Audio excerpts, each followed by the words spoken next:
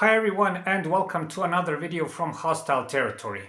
In this video we'll be talking about a very serious subject, and that is alcoholism in a workplace.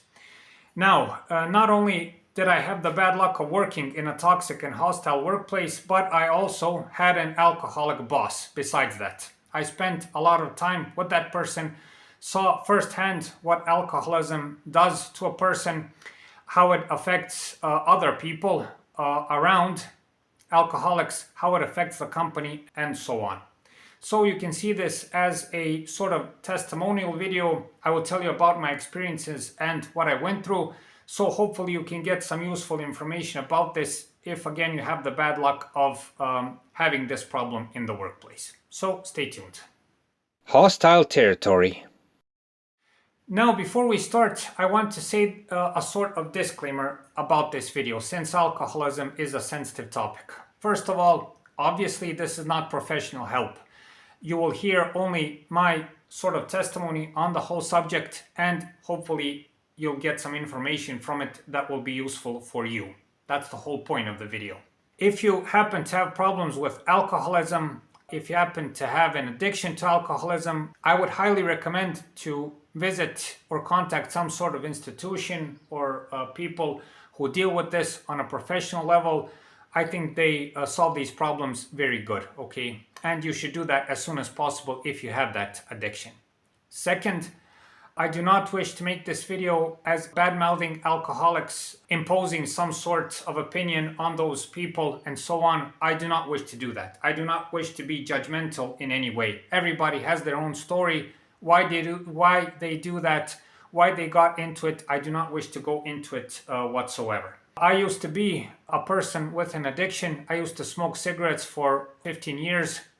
Or 17 years, I can't really remember. I successfully threw cigarettes away. So all that I can say is that to some extent I understand why people do that. Alcoholism is a serious addiction and people sort of go into it like into a fly trap, okay? You easily get in, but you can't get out, you know? So as a disclaimer, again, I do not mean this video as any kind of judgment, any kind of opinion, or any kind of help, okay? I just want you to get some information from what happened to me to help yourself if you run into the same problem. First, we'll be talking about how to recognize an alcoholic in the workplace so you don't make some sort of mistake. To recognize an alcoholic is very easy. First, what you'll notice is abnormal behavior. So one day the person will act normal, business will be as usual, and the other day that person will be acting weird, okay? There may be lots of laughing, there may be crying, there may be some sort of violent behavior. All in all, you'll see that one day everything is okay, the next day everything is abnormal. The next thing is the look of an alcoholic, especially when the alcoholism is in a serious phase. You'll notice by the color of the eyes, you'll notice that the person will be most of the time all red and swollen, like there's some sort of blood pressure problem. And when you see this, this is a certain sign that there is some sort of problem. Accompanied with this will be the smell of the alcoholic's breath. You can smell the alcohol from that person from a meter away. So if you see the person all swollen up and the stench of alcohol from the breath, you know you have an alcoholic in the company. One more thing, this goes under abnormal behavior, that is skipping work. Alcoholics do not have the strength to recuperate after being drunk, okay? So what they do is they try to skip work. They will do this like several times in a month, okay? And you will over time learn to recognize this, okay? It's a pattern. They will tell, oh, I have a stomach ache, oh, I have to do this, oh, I'm sorry, I have to do that. But the actual reason is that the alcohol is the problem, okay? They have to sleep it over, they have a hangover and everything else, and they have to solve it that way. As the problem with the alcohol gets worse, the skipping will also get worse. Once again, in the final phase of the problem, you may notice very erratic behavior, like sudden mood changes. The person will go from ecstatic, and happy to seriously depressed and everything else, okay? So all in all, it's a bad thing to see. But if you notice any of these symptoms, you certainly have an alcoholic in your company. Now for my story. If you watched my testimonial video, you can see what happened to me in my previous workplace. The company was good, the benefits were good, the paycheck was good, they treated me very well, but within the branch office I was working in, things were very bad for me. The people who worked there, they wanted to push me out of the company. They did all sorts of manipulations so I can do their work for them, and so on. I'll leave a link for the testimonial video in the card in the corner or in the link in the description, so perhaps you can go and take a look. It's a pretty long video, but it will give you a good picture of what happened. Anyway, I had lots of problems working there. I had to keep my back against the wall all the time, had to be very careful what I did because of those people. But above all of that, I had one more challenge that was imposed on me, and that is that my boss was a serious alcoholic. By serious, I mean he borderlined a functional alcoholic and someone who doesn't have any more control over himself. Now, when I started working, I noticed this problem very soon. The guy, liked to drink. He liked to drink beer, and in one 8-hour shift, he would drink like 4 or 5 beers. And I came to the conclusion, okay, the guy loves alcohol. All of us in that period had some sort of vice. I hope that's the right word. I used to smoke cigarettes, so, as I didn't like someone being an alcoholic at work, maybe that someone didn't like me smoking at work, and the smoke and the smell and everything else. So I didn't really pay attention to it. But what happened over time is that it had a declining path. That guy started from, having a couple of beers at work to having dose of liquor, hard liquor, I think it's called that way. And after that, pouring in some more beer. Okay, so he started making serious alcohol cocktails, which started knocking him out, Then I saw that he couldn't endure that alcohol, which is one more sign that you're in a serious stadium of alcoholism.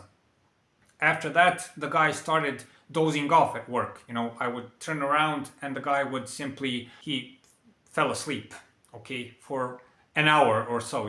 It was sort of funny, but it really wasn't. After this, I saw the behavior change. It also had a declining path.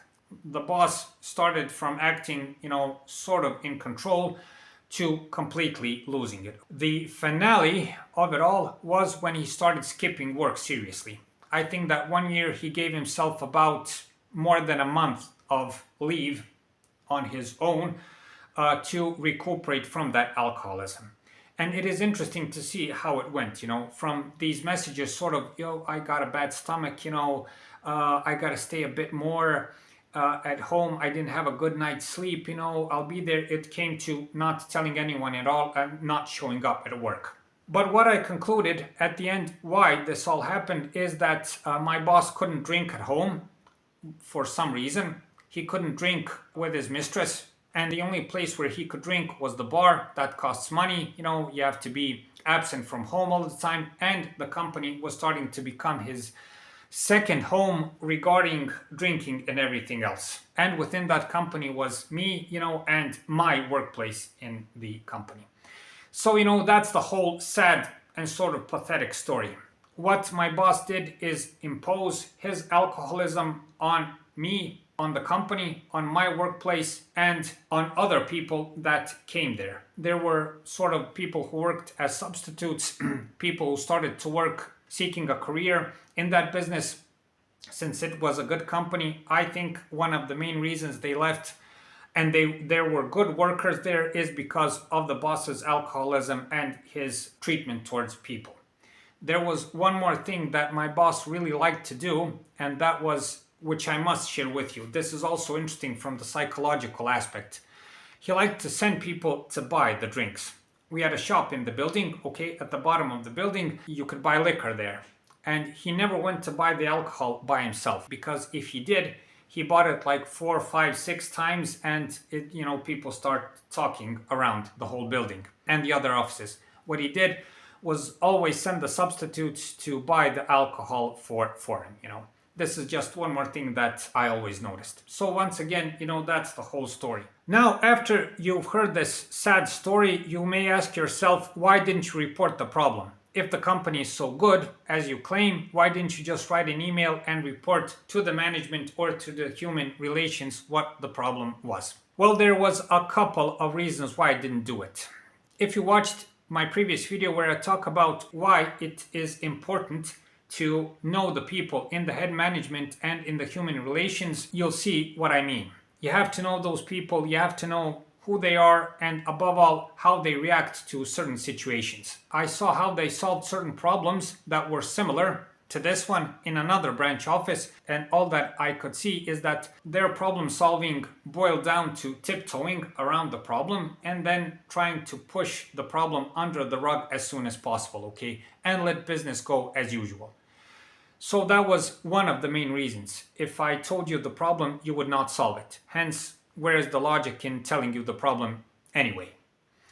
The second thing is that my boss had some sort of protection. Not only did they allow him to have a love affair in the workplace, they also allowed him to drink. Why am I telling you this? The guy, dozens of times, and I witnessed this, talked to top tier clients, which were, the really affected how the company works and everything else. He talked to them in a rude manner because he was drunk. He cussed to them. He told him his opinion on certain subjects. All in all, very rude and very bad behavior. Not only that, certain clients came into the office and he did the same thing. And above all of those people made serious complaints, and I know this, to the head management.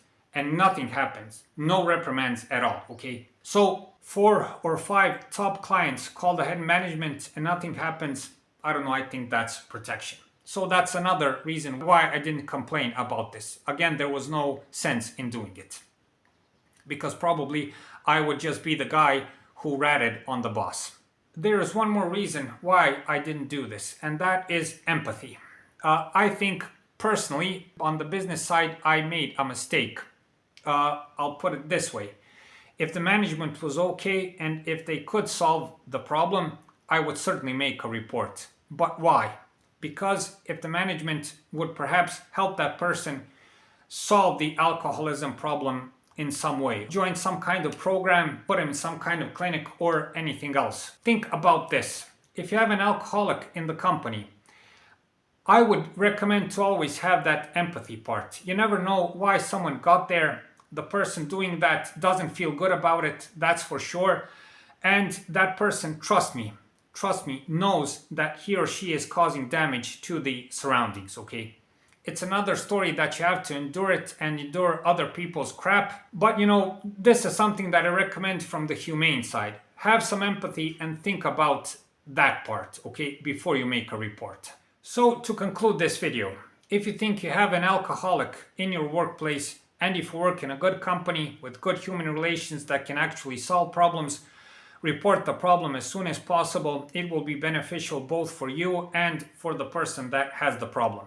But if you work in a toxic and hostile workplace, think twice about doing it. You can perhaps put yourself in a worse position than you already are, like it was in my case. What you will end up with that alcoholic is doing his or her job for them, tolerating all kinds of behavior, and all in all, you'll be putting up with things that you really do not have to in a workplace. So that's it for this time. I hope this video helps. I hope you do not ever encounter an alcoholic in work, at home, anywhere else. It's a bad problem.